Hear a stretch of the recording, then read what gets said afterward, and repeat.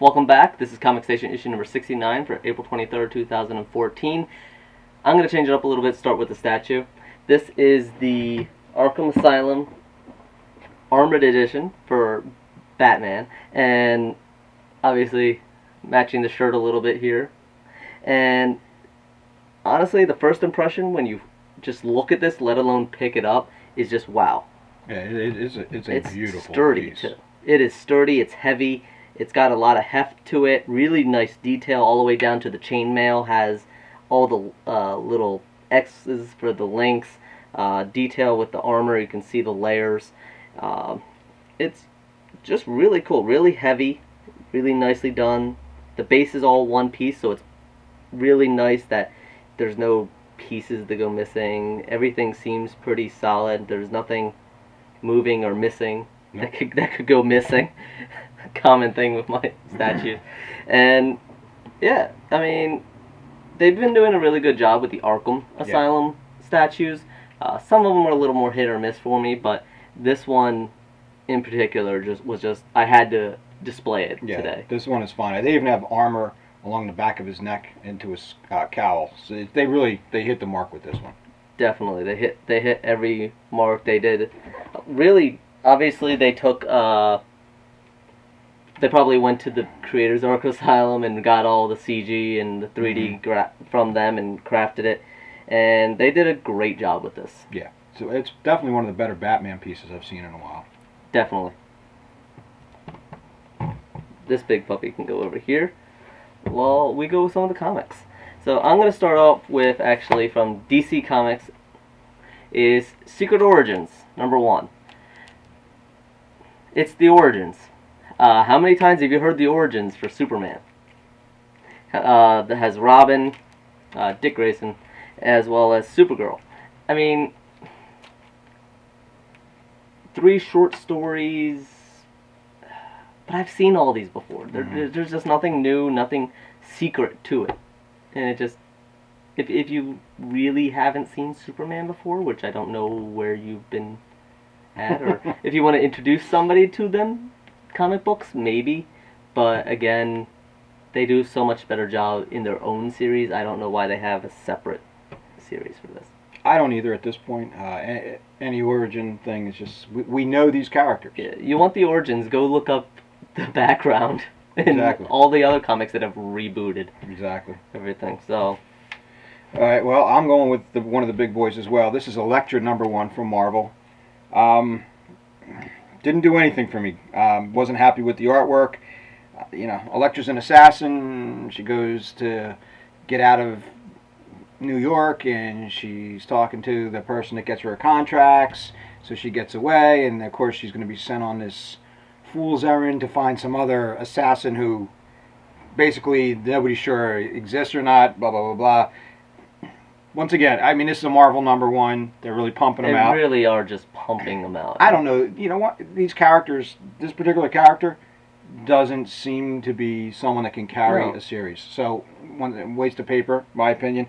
It did nothing for me at all. Yeah, I think one of our viewers on YouTube, Comic Book Guy, mentioned that he's getting tired of Marvel with all their #1s, and really it just seems like they're throwing stuff and sticking it against the wall. Yeah. I'm getting tired of it. Like, they're just, if anything, it's making me less interested when I see a Marvel #1 anymore. Exactly. I agree, 100%. I mean, as a comic book store person, you know, I see all of these, and I would have to tell you, in my opinion, you know, it's a 50-50 hit or miss at this point. You know, yeah. You've got some really good ones, and then you've got stuff like this. It just, these characters can't carry it. I think out of all the #1s, I only have maybe 2, maybe teetering on a 3rd one to go in my pull box, but that's out of how many they've done. A lot. And honestly, it was one ended and I got the new one, so it wasn't even like a net gain. Right.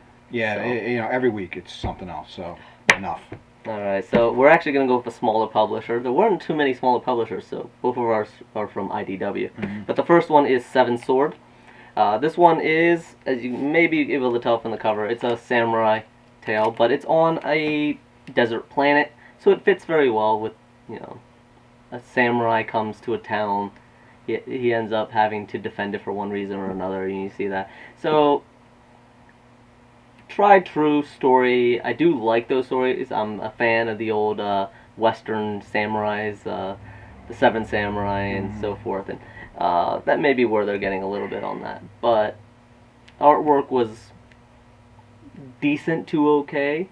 Every once in a while it teetered on good, and then it went back down to decent. So, yeah, just kind of mediocre at this point.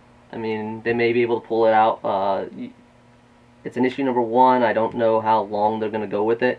But if it's a short series, I may just wait till the series is done and read them all at once. Not a bad move. Some of these. Well, mine from IDW is Danger Girl Mayday number 1. Now, Danger Girl's been floating around forever. Yes. This particular one, we're not sure exactly at first. There's a group of people who are moving weapons, and another group comes to attack them, and basically they end up near this island, and they pull some stuff out of the water, and lo and behold, there's Danger Girl in a net. But nobody quite knows. Catch. Right, nobody quite knows what's going on at this point. And she wakes up and has no memory of who or what she is. Not typical. Yeah, so it was a decent little story. I like the artwork in this one. Of the two that I read, this was by far better, my opinion, than Elektra. Same here. IDW over DC this week. Yeah, for these two, anyways. Yeah, the big boys are just dropping the ball here. I would definitely. I mean, look, this is not super duper comic book by any stretch of the imagination, but it's something that if you got nothing else to do, picking up the second copy of this would not be a bad thing. Yeah, and we do want to mention Justice League United number 0. Go Canada. Go Canada, because there's no more Justice League of America. So it's more Justice League in Canada. It's probably going to be cleaner and nicer and more polite. Probably. So, and then the Original Sin from Marvel, number 0. Who is the Watcher? If you don't know who the Watcher is, he usually pertains to great events. He always says that he's just going to watch and never interfere, but he always ends up giving hints or something. So yeah, and this is the next Marvel big to do. Yeah, that's the next big event. Who knows? Probably cross over into just about everything. Yeah, probably. And just in time for all their number 1s. Exactly. So more money for all you folks out there. Yeah. This has been a real downer of a show so far, guys. You can tell the enthusiasm we have for these new issues and reboots and new events. They just need to slow things down maybe a little bit, let things actually build upon themselves, and make sure that they actually have a ground to stand on. Exactly. Yeah. Right now, both of the big companies are just churning stuff out, and they've plateaued, in my opinion. They're all meh. Yeah, I mean, some of the better titles are the ones that they've let stew for a while. Like, in my pull box alone, I can't speak to everybody, but Thor God of Thunder, it's how many issues in is it, and they're still going with it. They haven't rebooted that. They haven't, for DC Comics, you got Batman, you got all these offshoots, but the main title has been sticking strong. Batgirl is still going strong, stuff like that.